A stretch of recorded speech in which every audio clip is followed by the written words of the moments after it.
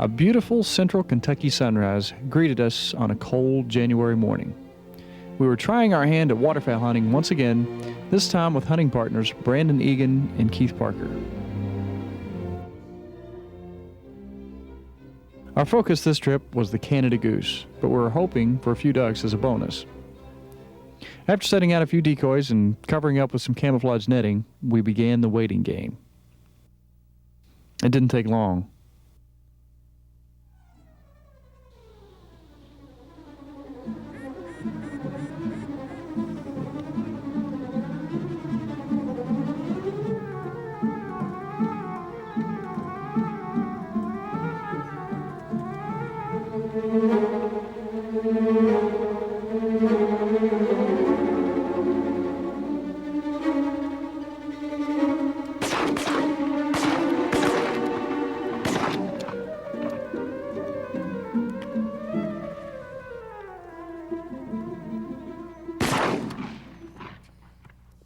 After taking a few ducks, we began to see a few geese, and then more geese, and more geese, and it seemed like it would never end.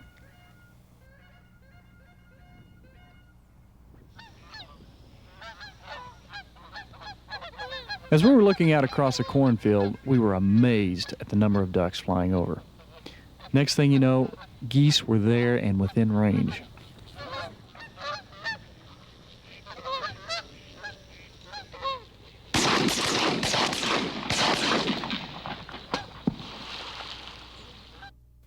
As I went to retrieve my goose, I had to hit the ground to try to keep from spooking group after group of geese that came in.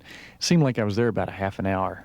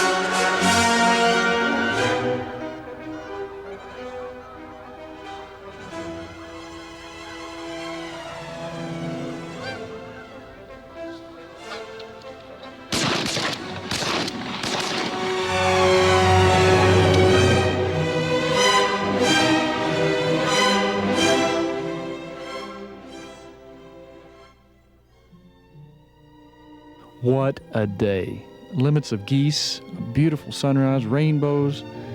I wish every trip could work out like this, but usually it doesn't.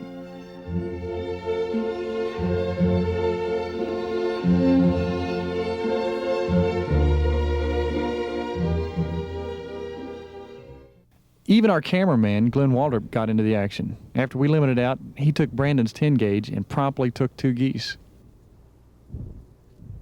There you go, Glenn. Good shot.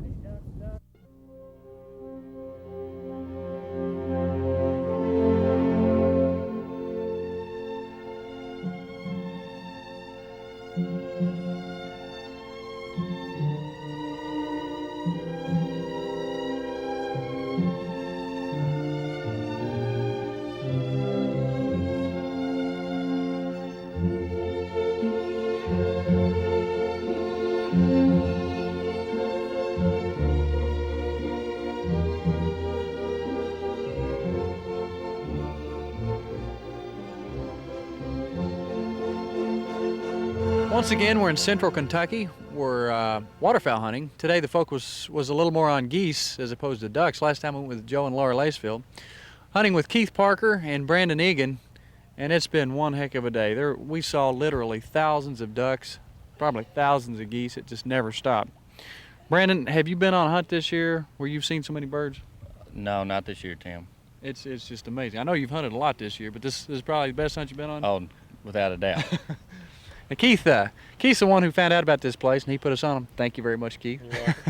And you said you hunted a farm nearby here and noticed that there were a lot of birds flying. So, yeah, they were coming into this corn. There's probably 90 acres of corn here, and when it gets cold, these birds need some good high-protein food, and this corn really makes good food for them. right. And I saw a lot of ducks flying around, and they were coming into this corn, and I just did some work and found out who owned it and got permission.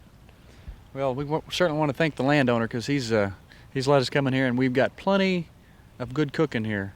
Brandon, speaking of these birds, what is your favorite way to cook them up? Geese. Geese, I usually put them in a crock pot or smoke them. When you put them in a crock pot, how do you season them? Cream of mushroom soup, potatoes, onions, carrots. Ooh. Sounds Cook good, them doesn't overnight? it? Yeah. Yeah. Cook them overnight? Low or heat overnight. 6, 7 hours, something like that? 7 or 8 hours, yeah. Yeah. Ducks, smoke them? Smoke them or on the grill, either one. Yeah. Excellent. All the game we take, to me, is just as fun preparing them and eating them. I mean, you have that sense of going out and taking something and preparing it yourself, and it's just a wonderful opportunity to fill your freezer up. Right. Guys, I want to thanks for taking us out today. Keith, anything you want to say about Central Kentucky?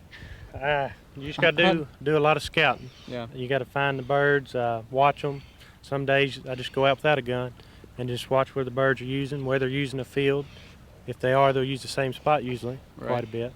That's where you want to be. Yeah. Or find a particular pond that they really like. Yeah. And when it gets really cold, if you can find a spring-fed pond, Right. usually holds Something a lot that of won't birds. freeze. Yeah. Yeah. Spud, what do you think about all this?